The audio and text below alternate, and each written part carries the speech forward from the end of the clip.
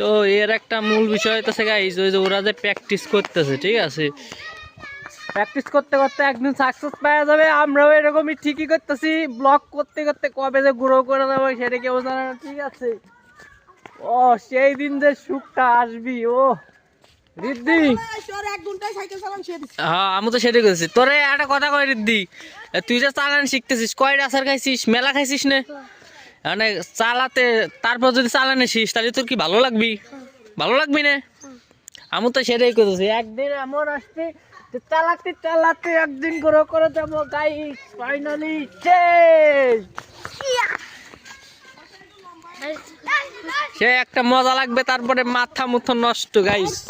ফুল চাপাটার দরকার আছে খালি তোমাদের, তারপর তো ইয়ো ইয়ো ইয়ো হানি সিঙ্গার হয়ে যাবো নাকি? দীপশা, দীপশা একটা ড্যান্স দাও তো, দামিটা কুসিটা।